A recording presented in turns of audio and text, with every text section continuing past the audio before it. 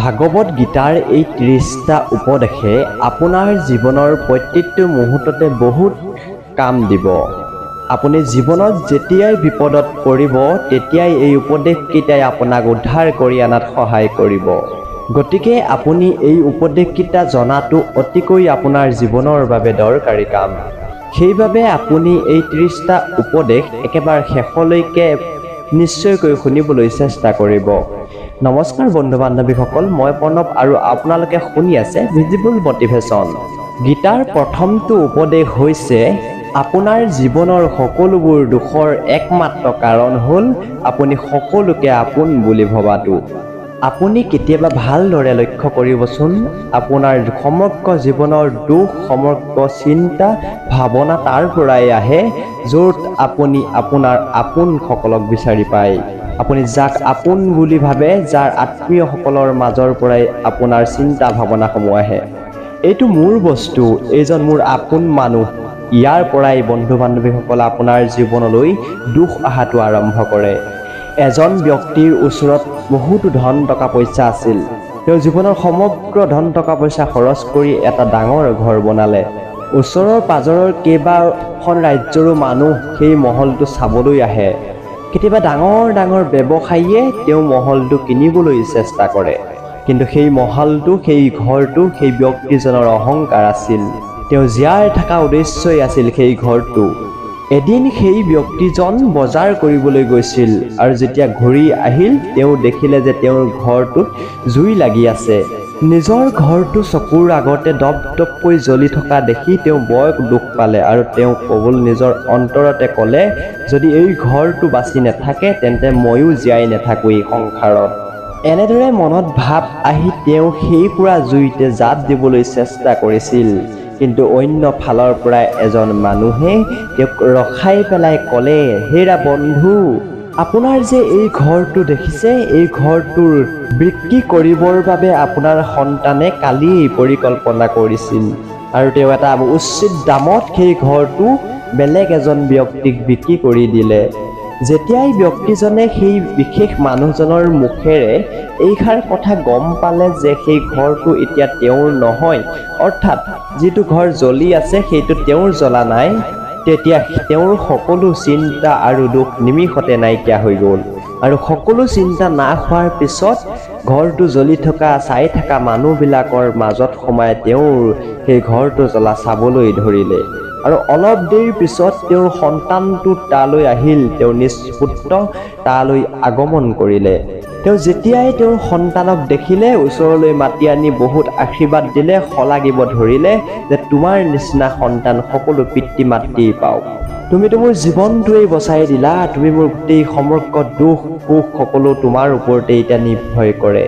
আজি এই ঘৰটোত জুই লাগিছে আৰু তুমি কালিয়ে এই ঘৰটো বিক্ৰী কৰি দিলা। যদি তুমি বিক্ৰী কৰি নিদিলাহেঁতেন তেতিয়া আজি মোৰ বহুত ডাঙৰ লোকচান হ'লহেঁতেন।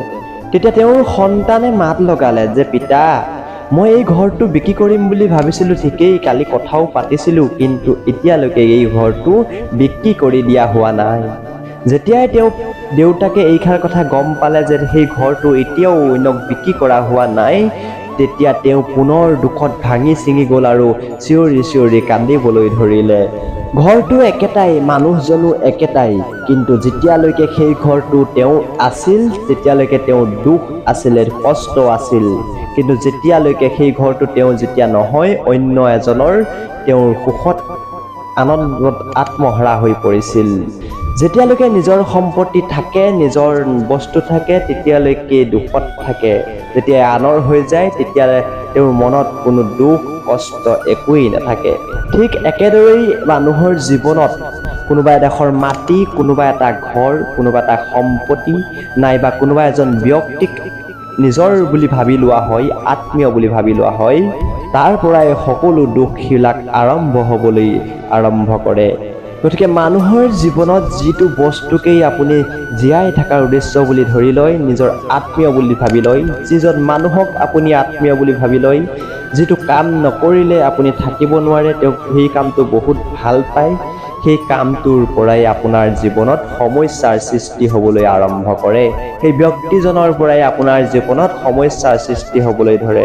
সেই মাটিডোখৰৰ পৰাই আপোনাৰ জীৱনত সমস্যাৰ সৃষ্টি হ'বলৈ ধৰে। গীতাৰ দ্বিতীয়টো উপদেশ হ'ল কি অৱশ্য মে ভুক্তব্যম প্ৰতম কৰম শুভাশুভম। ইয়াৰ অৰ্থ হ'ল আপুনি যিয়েই কৰ্ম নাই কৰা কিয় তাৰ ফল আপুনি অতি সোনকালেই ভোগ কৰিব লাগিব।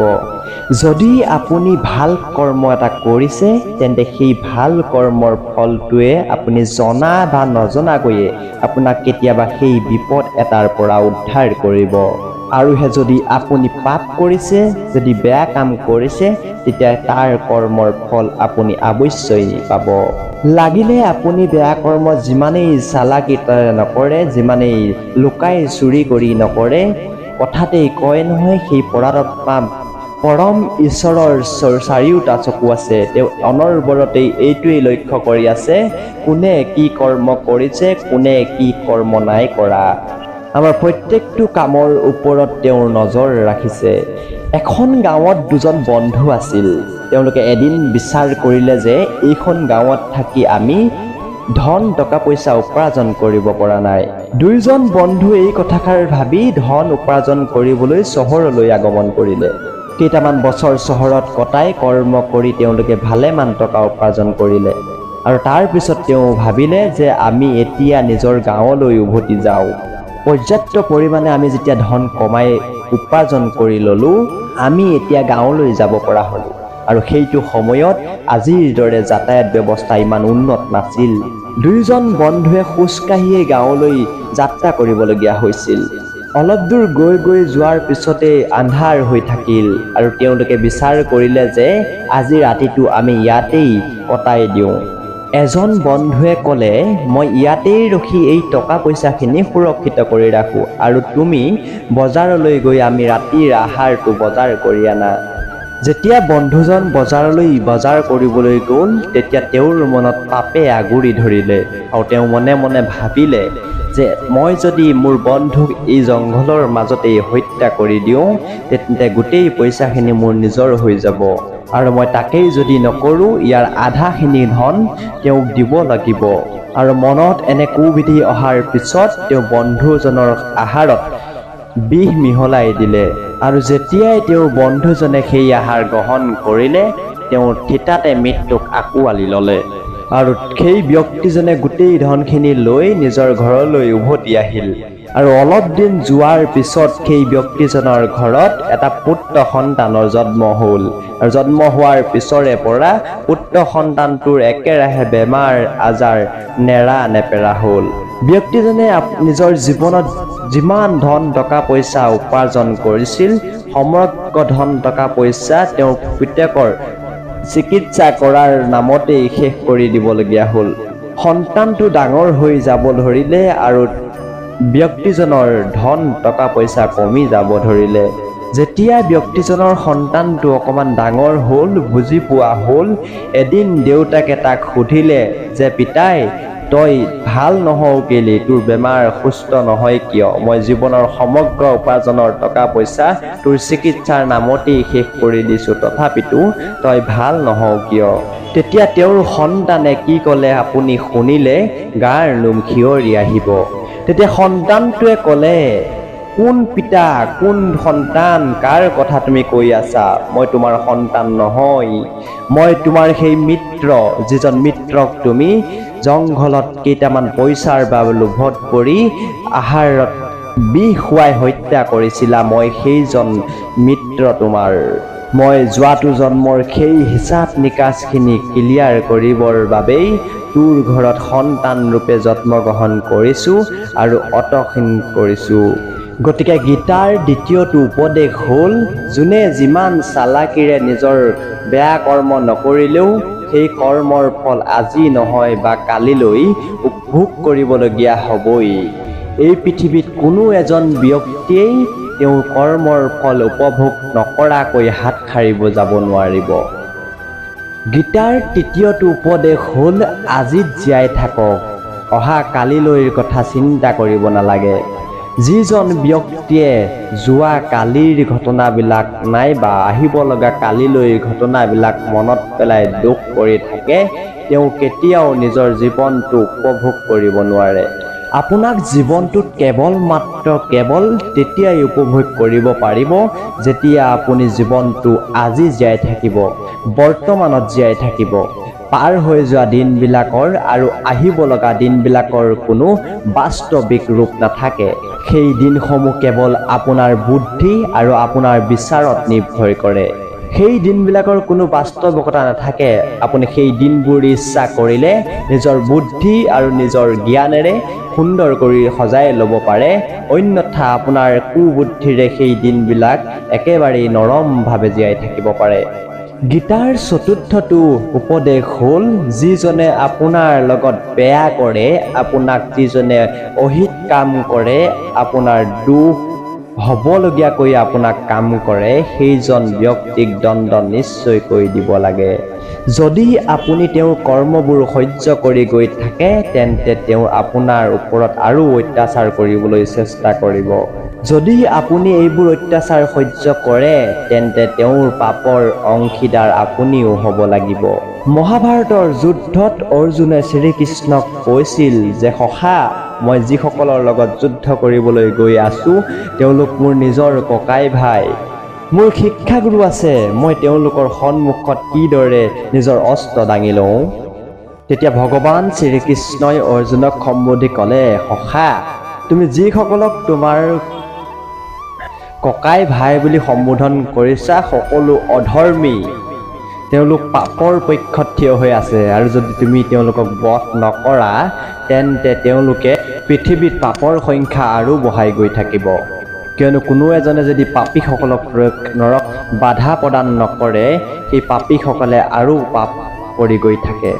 আৰু একেদৰেই যেতিয়া আপোনাক এজনে অন্যায় কৰিব, আপোনাক পাপৰ কামত কৰিব, আপোনাক বিপদত পেলাব, আপুনি যদি এবাৰ মনে মনে থাকি দিয়ে, নেক্সট টাইম তেওঁলোকৰ বল শক্তি দুগুণে বৃদ্ধি পায় আৰু আপোনাক বিপদত পেলাবলৈ আৰু কৈ চেষ্টা কৰে। সিহঁতে আপোনাক কমজুৰি বুলি ভাবিবলৈ লয়, কিন্তু আপুনি যেতিয়াই তাৰ বিৰোধিতা কৰে, তেওঁ কৰ্মবিলাকক বাধা প্ৰদান কৰিব বিচাৰে, সি তেতিয়া নিজৰ সীমাত থাকিবলৈ শিকি যায়। এইখন কলিযুগ হয়। ইয়াত যদি আপুনি নিজৰ জীৱনত সুখী থাকিব বিচাৰে, তেন্তে এই সমাজখনৰ পৰা বাচি থাকিবলৈ আপুনি নিজেই চেষ্টা কৰিব লাগিব। যদি কোনোবাই কেতিয়া আপোনাৰ লগত বেয়া কৰে, আপোনাৰ বেয়াটো চিন্তা কৰে, তেতিয়া সেয়া আপুনি কেতিয়াও সহ্য কৰি নাথাকিব। সাহসেৰে তাৰ বিৰোধিতা কৰিবলৈ শিকক। গীতাৰ পঞ্চমটো উপদেশ হ'ল, এই সংসাৰত কাৰোৰে লগতে জোখতকৈ বেছি ঘনিষ্ঠতা কৰিব নালাগে, জোখতকৈ বেছি কথা বতৰা পাতিব নালাগে, কাৰোৰে প্ৰতি বেছি মোহ ৰাখিব নালাগে। আপুনি লক্ষ্য কৰিবচোন, আপুনি এই সংসাৰত যাৰ প্ৰতিয়ে বেছি মোহ ৰাখে, সেইজন ব্যক্তিয়ে আপোনাক সাধাৰণতে বেছিকৈ কন্দুৱাবলৈ চেষ্টা কৰে, আৰু ইয়াৰ বাবেই কেতিয়াবা আপুনি অসন্মানীয় হ'ব লগা হয়। আৰু এই সংসাৰত কিছুমান এনে ব্যক্তি আছে, যিসকলে নিজৰ মোহটোৰ কাৰণেই নিজৰ অসন্মানী হোৱাটো দেখি পোৱা নাপায়, যে মোৰ সন্মুখৰ জনে মোক সন্মানেই কৰা নাই, কিন্তু মই তেওঁৰ পিছে পিছে দৌৰি দৌৰি ভাগৰি পৰিছোঁ। তেওঁ আপোনাৰ চকুত এনে এখন পৰ্দা বান্ধি দিয়ে, যিখনৰ বাবে আপুনি সত্য আৰু অসত্যৰ মাজৰ পাৰ্থক্য বিচাৰি নাপায়।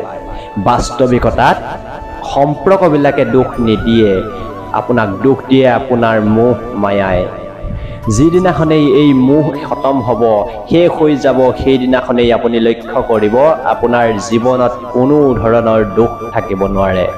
গীতাৰ ষষ্ঠটো উপদেশ হ'ল, আপুনি সেইটো নকৰিব যিটো সকলোৱে কৰে, আপুনি কেৱল সেইটো কৰক যিটো কৰিলে আপোনাৰ নিজৰ বাবে ভাল হয়। স্বধৰ্মম নিধনম শৰণ পৰধৰ্ম ভয়াবহ। ভাগৱত শ্ৰীগীতাত শ্ৰীকৃষ্ণই সখা অৰ্জুনক কৈছে, তুমি সেইটো কৰ্ম কৰা যিটো তোমাৰ বাবে শ্ৰেষ্ঠ, তুমি সেইটো কাম কৰা যিটো তোমাৰ বাবে কৰিলে ভাল, তুমি সেইটো নকৰিবা যিটো গোটেই পৃথিৱীখনে কৰিছে, গোটেই সমাজখনে কৰি আছে। কিয়নো অৰ্জুনে সখা শ্ৰীকৃষ্ণক কৈছিল যে এনেকুৱা ভয়ংকৰ যুদ্ধ কৰাতকৈ এইটোৱে শ্ৰেষ্ঠ হ'ব যে মই সন্ন্যাসী হৈ যাওঁ। তেতিয়া শ্ৰীকৃষ্ণই সখা অৰ্জুনক ক'লে যে তুমি সন্ন্যাসী হোৱাটো তোমাৰ কৰ্তব্য নহয়, তুমি ক্ষত্ৰিয়, তুমি যুঁজাৰু, তুমি অন্যায়ৰ বিৰুদ্ধে থিয় দি অন্যায়ৰ বিৰুদ্ধে যুঁজি তাক নাশ কৰাটোৱেই হ'ল তোমাৰ কৰ্তব্য। গীতাৰ সপ্তমটো উপদেশ হ'ল, জীৱনত বিশ্বাসঘাতকতা কোনোবা আপোনজনেই কৰে, কিয়নো তেওঁ আপোনাৰ কমজুৰিৰ বিষয়ে, আপোনাৰ দুৰ্বলতাৰ বিষয়ে ভালদৰে গম পায়। বাহিৰৰ মানুহ এজনে আপোনাক বিশ্বাসঘাতকতা কৰিব নোৱাৰে, কিয়নো তেওঁ আপোনাৰ দুৰ্বলতাৰ বিষয়ে নাজানে, আপোনাৰ সময় সুবিধাৰ বিষয়ে তেওঁ একোকেই গম নাপায়। গীতাৰ 8 নম্বৰ উপদেশটো হ'ল, আপুনি যদি নিজৰ ৰক্ষা নিজেই কৰিব নোৱাৰে তেন্তে আপোনাৰ ৰক্ষা ভগৱানেও কৰিব নোৱাৰে। শ্ৰীকৃষ্ণই অৰ্জুনক ক'লে, তস্মাৎ সৰ্বেষু কলেষু মাম অনশূৰ্ম যুদ্ধসু। হে অৰ্জুন, তুমি প্ৰতিটো সময়তে এইটো স্মৰণ কৰি থাকিবা আৰু যুদ্ধও কৰি থাকিবা। তেতিয়া অৰ্জুনে ভগৱান শ্ৰীকৃষ্ণক সুধিলে, হে সখা, এই যুদ্ধখনটো কেইদিনমানৰ ভিতৰত সমাপ্ত হৈ যাব, কিন্তু তুমি মোক এই কথাষাৰ স্মৰণ কৰি থাকিব কৈছা আৰু যুদ্ধ কৰি থাকিব কৈছা, ইয়াত সদায় যুদ্ধ কৰি থকাৰ অৰ্থটো কি? তেতিয়া ভগৱান শ্ৰীকৃষ্ণই সখাক মিচিকিয়া হাঁহি মাৰি ক'লে, এই জীৱনটোৱেই যুদ্ধ, ইয়াত সুখ দুখ আহি থাকিব আৰু ইয়াত প্ৰত্যেকটো সমস্যাৰ সন্মুখীনকৈ যুদ্ধ কৰিব লাগিব। কিন্তু ভগৱান শ্ৰীকৃষ্ণই সখী হোৱাৰ পিছতো অৰ্জুনক এইষাৰ কথা নকলে যে তুমি বহি থাকা, মই তোমাৰ হৈ যুদ্ধ কৰিম। গীতাৰ সাৰমৰ্ম বহুত গভীৰ। আমাৰ সমগ্ৰ জীৱনটোৰ গোটেইখিনি তত্ত্বগধুৰ ভগৱানে হাতৰ মুঠিত লৈ বহি আছে। আমাৰ জীৱনটোৰ ৰক্ষক তেওঁ ভক্ষক, কিন্তু আমি নিজেই আমাৰ নিজৰ জীৱনটো ৰক্ষা কৰিব লাগিব। ভগৱানক মনত পেলাব লাগিব যে হে ঈশ্বৰ, মোক শক্তি দিয়া, মোক সাম্য জ্ঞান দিয়া, মোক বুদ্ধি দিয়া, যাতে মই জীৱনৰ সকলোবোৰ সমস্যা, সকলোবোৰ পৰীক্ষাত উত্তীৰ্ণ হ'ব পাৰোঁ। গীতাৰ 9 নম্বৰটো উপদেশ হ'ল, আপোনাৰ জীৱনটোত এনেকুৱা একো বেয়া অভ্যাস গঢ়ি নুতুলিব যিটো বেয়া অভ্যাসে আপোনাৰ গোটেই জীৱনটো ধ্বংস কৰি পেলাব পাৰে। কিয়নো মহাভাৰতৰ যুদ্ধখনো প্ৰথমৰ অৱস্থাত জুৱা খেলৰ বাবেই আৰম্ভ হৈছিল। গোটেই সমগ্ৰ ঘটনাটো তাৰ পৰাই আৰম্ভ হৈছিল। এনেকুৱা এটা জুৱা খেল যিটো খেলৰ বাবে যুধিষ্ঠিৰে নিজৰ ভাই ককায়েকো দাৱত লগাই দিছিল, নিজৰ পত্নীক বাজিত লগাই দিছিল। তেওঁ নিজেই জিকিবলৈ কল্পনা কৰিছিল ঠিকেই, কিন্তু তাৰ বিৰুদ্ধে সমগ্ৰ আপোন বস্তুসমূহ, সমগ্ৰ ভাই ককাই পত্নীক জুৱা খেলত ব্যৱহাৰ কৰিছিল। একেদৰেই আমিও যদি আমাৰ জীৱনত এনেকুৱা বেয়া অভ্যাস গঢ়ি তোলো, লাগিলে সেয়া যিয়েই নহওক, সেয়া লাগিলে নিচাই হওক, লাগিলে টকাৰেই হওক, লাগিলে জুৱাৰেই হওক, লাগিলে সেয়া মোবাইলৰে হওক, এনেকুৱা যিকোনো এটা বেয়া অভ্যাস যিটোৱে আপোনাক ধ্বংস কৰি পেলাব পাৰে, সেই বেয়া অভ্যাসটো যদি আপুনি নেৰে তেন্তে সেই বেয়া অভ্যাসটোৱে আপোনাৰ জীৱন ধ্বংস কৰি পেলাব। গীতাৰ 10মটো উপদেশ হ'ল, লোভীয়া ব্যক্তিয়ে কেতিয়াও একো উপাৰ্জন কৰিব নোৱাৰে, কেতিয়াও এটা ভাল সফলতা অৰ্জন কৰিব নোৱাৰে। অধিকতম লোকে কেৱল যোজনা বনাই থাকে যে মোক এটা ডাঙৰ ঘৰ লাগে, এটা ডাঙৰ গাড়ী এখন লাগে। তেওঁৰ জীৱনত কি কি প্ৰয়োজন সেয়া বহুতেই কল্পনা কৰে, বহুতেই যোজনা বনাই লয়, কিন্তু তাত উপনীত বহুত কম সংখ্যক মানুহেহে হয়। কিয়নো কিবা এটা বস্তু আশা কৰাটো তেনেই কঠিন, কিন্তু সেইটো প্ৰাপ্তি কৰিবৰ বাবে বহুত কষ্ট কৰিবলগীয়া হয়, আৰু যিটো কষ্ট আজিৰ মানৱ সমাজে নকৰে। গীতাৰ 11 নম্বৰ উপদেশটো হ'ল, যদি জীৱনত সুখী থাকিবলৈ বিচাৰা তেন্তে মনৰ সুখী থাকিবলৈ বাদ দিবা। মনে যিটো আশা কৰে সেইটো ত্যাগ কৰিবলৈ চেষ্টা কৰক। বহুত মানুহে কয়, মই কৰিবতো ঢেৰ বিচাৰোঁ, কিন্তু মই কৰ্ম সেইমতে কৰিব নোৱাৰোঁ। আৰু সাম্য জ্ঞান গোটেইখিনি আছে যে কি কৰিলে আমাৰ জীৱনটো সুন্দৰ হৈ যাব আৰু কি কৰিলে আমাৰ জীৱনটো ধ্বংস হৈ যাব। ইমানখিনি জনাৰ পিছতো কিন্তু একো কৰিব পৰা নাযায়। সেইবাবেই হয় কিয়নো আপুনি আপোনাৰ মনৰ চাকৰ হৈ জীয়াই আছে। বহুত লোকে কয় যে মই একো কৰিব পৰা নাই, মই গোটেইখিনি কথা জনাৰ পিছতো মই সেইমতে কাম কৰিব পৰা নাই। কিন্তু তেওঁ কৰিব পৰা নাই, তেওঁ কৰা নাই। গতিকে আপুনি আপোনাৰ জীৱনত এনেবোৰ কাম বাদ দিয়ক যিবোৰ আপোনাৰ মনে কয়, এনেবোৰ কাম কৰক যিবোৰ আপুনি কৰিলে আপোনাৰ জীৱনটো সুন্দৰ হ'ব। গীতাৰ 12 নম্বৰ উপদেশটো হ'ল, যিটো বস্তু আপোনাৰ সেই বস্তুটো আপোনাৰ হ'বই হ'ব, আৰু আপুনি যিটো প্ৰাপ্তি কৰিব পৰা নাই সেইটোৰ বাবে কান্দিবলৈ এৰি দিয়ক। আপুনি যিটো বস্তুৰ বাবে নাইবা যিজন ব্যক্তিৰ বাবে যিমানেই কান্দিব সেই বস্তুটো নাইবা সেই ব্যক্তিজন আপোনাৰ পৰা সিমানেই দূৰলৈ গৈ থাকিব আৰু যিটো প্ৰকৃততে আপোনাৰ আপোন বস্তু সেইটো কৰবাৰ পৰা নহয় কৰবাৰ পৰা কোনোবা দিশৰ পৰা নহয় কোনোবা দিশৰ পৰা আপোনাৰ জীৱনলৈ নিশ্চয়কৈ আহিব গীতাৰ 13 নম্বৰ উপদেশটো হ'ল আপুনি এই সংসাৰখনত যিমানেই প্ৰেম কৰিব যিমানেই মানুহৰ প্ৰতি প্ৰেম ভাৱ ৰাখিব সিমানেই আপুনি জীৱনত দুখ আৰু কষ্ট পাব গীতাৰ 4টো উপদেশ হ'ল যিজন ব্যক্তিৰ খন্তেকতে খং উঠি যায় খন্তেকতে খং দমি যিজন ব্যক্তিৰ প্ৰতিটো কথাতেই খং উঠিবলৈ বিচাৰে তেনে ব্যক্তিৰ জীৱনত কেতিয়াও সুখ আৰু শান্তি নাহে কিয়নো যিজন ব্যক্তিৰ খং বহুত বেছি হয় তেওঁ সকলো বন্ধু ত্যাগ কৰি থৈ গুচি যায় গীতাৰ 15 নম্বৰ উপদেশটো হ'ল আপুনি লাগিলে কাৰোবাক সহায় কৰক নাইবা নকৰক কিন্তু জানি বুজি কেতিয়াও বেলেগ এজনৰ অন্তৰত আঘাত দিব কিয়নো কোনোবাই যদি আপোনাৰ বাবে কষ্ট পাইছে সেই দুখ আৰু সেই কষ্ট এদিন আপুনিও পাব গীতাৰ 16 নম্বৰ উপদেশটো হ'ল আপোনাৰ বিপদৰ সময়ত আপোনাৰ সমস্যাৰ সময়ত আপোনাৰ লগত যোন থিয় দি আছে তেওঁহে আপোনাৰ কেৱল মাত্ৰ আপোন আন সকল আপোনাৰ আপোন কেতিয়াও হ'ব নোৱাৰে আত্মীয় নিচিনা ভাও দেখুওৱা বহুত ব্যক্তি থাকে বহুত আত্মীয় থাকে এনেকুৱা বহুত ব্যক্তি থাকে যি আপোনাৰ সুখ দুখৰ টাইমত আপোনাৰ লগ দিয়াৰ কথা ডাঙৰ কথা কয় কিন্তু যেতিয়াই আপোনাৰ বিপদ আহে সেই সকল ব্যক্তিয়ে প্ৰথম আপোনাৰ জীৱনৰ পৰা বহু দূৰলৈ আঁতৰি যায় যেদিনাই আপোনাৰ জীৱনত ডাঙৰ বিপদ এটা আহিব সেইদিনাই আপুনি গম পাব যে আপোনাৰ লগত সমানে থিয় দি থাকিবলৈ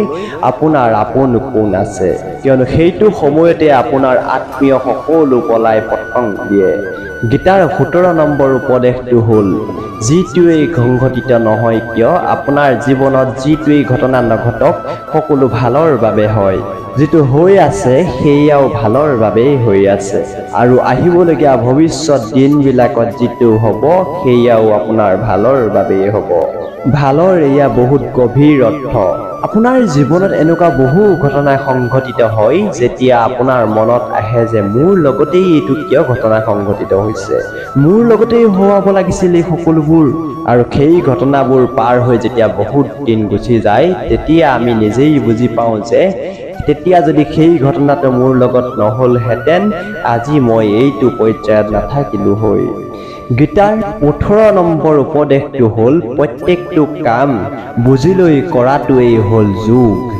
ইগহু কৰ্মচ কুশলম বহু লোকে কৰ্মটো কৰে কিন্তু তাৰ পৰা তেওঁলোকে একো ফলাফল লাভ নকৰে বহু ব্যক্তিয়ে কোৱা দেখা যায় মই জীৱনত বহুত কষ্ট কৰোঁ বহুত পৰিশ্ৰম কৰোঁ তথাপিতো মই জীৱনটোত একো প্ৰাপ্তি কৰিব পৰা নাই বহুত পৰিশ্ৰম কৰিলেই বহুত কাম কৰিলেও আপুনি তাৰ সফলতা অৰ্জন কৰিব নোৱাৰিব পাৰে সফলতা অৰ্জন কৰিবলৈ হলে আপুনি প্ৰকৃত কাম আৰু সেই কামটো কৰাৰ প্ৰকৃত প্ৰক্ৰিয়াটো জনাটো অত্যন্ত প্ৰয়োজন গীতাৰ 19 নম্বৰ উপদেশটো হ'ল যিকোনো কৰ্ম জোখতকৈ বেছি কৰিব নালাগে যিকোনো এটা কাম আপুনি জোখতকৈ বেছিকৈ কেতিয়াও নকৰিব কাৰোবাক প্ৰেমেই হওক জোখতকৈ বেছি নকৰিব কাৰোবাক ঘৃণাও জোখতকৈ বেছি নকৰিব জোখতকৈ বেছি মিঠাও বেয়া জোখতকৈ বেছি তিতাও বেয়া জোখতকৈ বেছি আৰাম কৰিলেও আপুনি বেমাৰী হ'ব জোখতকৈ বেছি খাদ্য গ্ৰহণ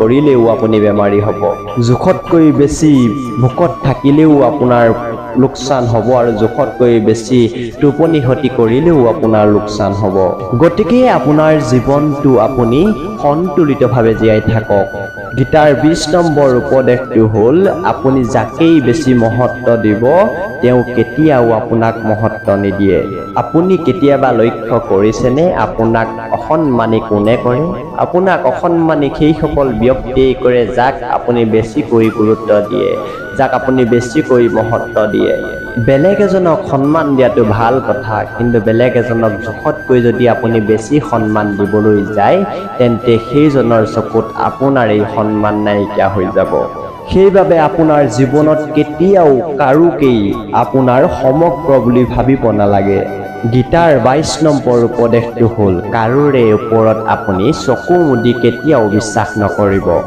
গীতাৰ 21 নম্বৰ উপদেশটো হ'ল যিজন ব্যক্তিয়ে সত্যত থাকে আৰু ভগৱান তেওঁৰ লগত থাকে তেওঁ সদায় বিজয় হয়। গোটেই পৃথিৱী তেওঁৰ বিৰোধিতা হৈ থিয় দিলেও তেওঁ সফলতা অৰ্জন কৰাৰ পৰা কোনেও ৰাখিব নোৱাৰে। শ্ৰীমদ ভাগৱতত 18টা অধ্যায় আছে আৰু 700টা শ্লোক আছে। শ্ৰীমদ ভাগৱতৰ একেবাৰে শেষৰ শ্লোকটো হ'ল য়েত্তা ইগচাৰা তৃষ্ণু য়াত্তা পাৰ্থ ধনুধৰা তত্ত শ্ৰী বিজয় অৰভূতেৰ ধুৰ্বামী তিমতামা। মহাভাৰতৰ যুদ্ধত ধৃতৰাষ্ট্ৰই বাৰে বাৰে সঞ্জয়ক সুধিছিল যুদ্ধত কোন জিকিছে আৰু কোন হাৰিছে মোক তুমি কোৱা। কিয়নো তেওঁৰ বিশ্বাস আছিল মহাপ্ৰতাপী মহাবীৰ ভীষ্ম পিতামহ মোৰ পিনে আছিল, গুৰু দ্ৰোণাচাৰ্য মোৰ পক্ষত আছে, মহাবীৰ কৰ্ণ মোৰ পক্ষত আছে, গতিকে আমাক কোনে হৰুৱাব পাৰিব। কিন্তু ধৃতৰাষ্ট্ৰক সঞ্জয়ে কৈছিল যে য'ত সত্য আছে য'ত ঈশ্বৰ আছে তাৰেই সদায় পৰাজয় হয়, য'ত সত্য আছে য'ত ভগৱান আছে সদায় তাতেই বিজয় হয়। গীতাৰ 24 নম্বৰ উপদেশটো হ'ল সদায় কাজিয়া পাচালৰ পৰা আঁতৰত থাকিব লাগে। কিন্তু যেতিয়া আপোনাৰ প্ৰশ্ন চৰিত্ৰ আৰু মান সন্মানৰ ওপৰত আহে তেতিয়া আপুনি পিছলৈ কেতিয়াও ঘূৰি নাচাব। সেই ক্ষেত্ৰত আপুনি কাজিয়া কৰাৰ পৰা বিৰত নাথাকিব। মহাভাৰতৰ যুদ্ধত অৰ্জুনেও যুদ্ধ কৰিব বিচৰা নাছিল, কিয়নো সন্মুখৰ বিপক্ষ প্ৰাৰ্থী হিচাপে তেওঁৰ নিজৰ ভাই ককাই গুৰু থিয় হৈ আছিল। আৰু তাৰ পিছতেই শ্ৰীকৃষ্ণই অৰ্জুনক ক'লে যে ইয়াত যুদ্ধৰ কথা নহয়, কেৱল কথাটো হ'ল তোমাৰ সন্মান আৰু চৰিত্ৰৰ ওপৰত। তেওঁলোকে তোমাৰ সন্মান আৰু চৰিত্ৰৰ ওপৰত আঙুলি উঠাইছে, গতিকে তুমি মনে মনে থকাটো বৰ কদাচিতেই উচিত নহ'ব। ভৰা সমাজৰ মাজত তোমাৰ দ্ৰৌপদীক যেতিয়া বস্ত্ৰ হৰণ কৰিছিল তেতিয়া তোমাৰ চৰিত্ৰৰ ওপৰত আঙুলি উঠোৱা নহৈছিল নে পাৰ্থ? গীতাৰ 25 নম্বৰ উপদেশটো হ'ল জীৱনত লাগিলে যিমানেই ডাঙৰ সমস্যা নাহক কিয় যিজন ব্যক্তিয়ে কেতিয়াও হাৰি দিব নিবিচাৰে তেওঁ কেতিয়াও পৰাজয় নহয়। যেতিয়া পাণ্ডৱসকলে যোৱাত সকলোবোৰ হাৰি গৈছিল তেওঁলোকে 12 বছৰ বনবাস পাইছিল আৰু এবছৰৰ কাৰণে অজ্ঞাতবাস পাইছিল। তেওঁলোকে ভিক্ষা খুজি খুজি নিজৰ জীৱন যাপন কৰিবলগীয়া হৈছিল, জংঘলত ঘূৰি ফুৰিবলগীয়া হৈছিল, কেতিয়াবা ঘূৰি ফুৰোতে ডাঙৰ ডাঙৰ জংঘলী জন্তুৰ লগত সন্মুখীন হ'বলগীয়াও হৈছিল। কিন্তু ইমানবোৰ সমস্যা সন্মুখীন হোৱাৰ পিছতো অৱশেষত জয় তেওঁলোকৰে হৈছিল। তেওঁলোকে নিজৰ অন্তৰত কেতিয়াও হিম্মত হাৰি যোৱা নাছিল। একেদৰেই আপোনাৰ জীৱনতো কিমান ডাঙৰ সমস্যা নাহক কিয় আপুনি ধৈৰ্য কেতিয়াও নেহেৰুৱাব। গীতাৰ 26 নম্বৰ উপদেশটো হ'ল যিটো বস্তু আনৰ সেই বস্তুটোৰ ওপৰত আপুনি কেতিয়াও অধিকাৰ সাব্যস্ত কৰিব নাযাব। যেতিয়া শকুনিয়ে চলে বলে কৌশলেৰে বুদ্ধি কৰি পাণ্ডৱক হস্তিনাপুৰৰ পৰা বেলেগ কৰি দিছিল, এনেকুৱা এটা বেয়া জেগাত তেওঁলোকক বসবাস কৰিব দিছিল, কিন্তু তেওঁলোকে সেই জেগাডোখৰ ইমানেই সুন্দৰকৈ সজাই লৈছিল সেই জেগাটুকুৰাৰ সন্মুখত হস্তিনাপুৰো কম যেন লগা হৈছিল। আৰু তেওঁলোকৰ সেই সপোন দেখি সেই সুখ দেখি দুৰ্যোধনে অন্তৰে অন্তৰে জ্বলিবলৈ আৰম্ভ কৰিছিল আৰু তেওঁ বহুত ষড়যন্ত্ৰ কৰি তেওঁলোকৰ পৰা সেইখিনিও কাঢ়ি লৈছিল। আৰু তাৰ পৰিণাম হিচাপে শেষত এইটোৱে হ'ল যিখিনি বস্তু তেওঁৰ লগত আছিল সকলোবোৰ তেওঁ হেৰুৱাবলগীয়া হৈছিল। সেইবাবে যিটো বস্তু আপোনাৰ নহয় সেইটোলৈ কেতিয়াও আশা নকৰিব, নাইবা সেইটো জোৰ জবৰদস্তি কৰি আপোনাৰ কৰিবলৈ কেতিয়াও চেষ্টা নকৰিব। গীতাৰ 27 নম্বৰ উপদেশটো হ'ল সেইজন ব্যক্তিকেই সফল ব্যক্তি বুলি মানি লোৱা হ'ব যিজন ব্যক্তিয়ে নিজৰ অন্তৰৰ পৰা সদায় সুখত থাকিব। বাহিৰৰ পৰাতো সকলো সুখী যেনেই লাগে, কিন্তু ভিতৰৰ পৰা সাধাৰণতে মানুহ বহুত অশান্তি হৈ থাকে। বহুত টকা উপাৰ্জন কৰি ল'লে, বহুত সম্পত্তি গোটাই ল'লে, বহুত সফলতা অৰ্জন কৰিলে, কিন্তু সেই সফলতা সুখৰ কাৰণ নহয়। আচল সফলতা তেতিয়াহে বুলি ধৰা হ'ব যেতিয়া আপোনাৰ মনটো শান্তিত থাকিব। গীতাৰ 28 নম্বৰ উপদেশটো হ'ল আপুনি যেনেকুৱা ধৰণৰ খাদ্য গ্ৰহণ কৰিব আপোনাৰ চিন্তাধাৰা, আপোনাৰ বিচাৰ ব্যৱহাৰ সকলো ঠিক একেদৰেই হ'ব। শ্ৰীমদ ভাগৱতৰ 29 নম্বৰ উপদেশটো হ'ল বেয়া ব্যক্তিয়ে কেতিয়াও বেয়া চৰিত্ৰ ত্যাগ নকৰে।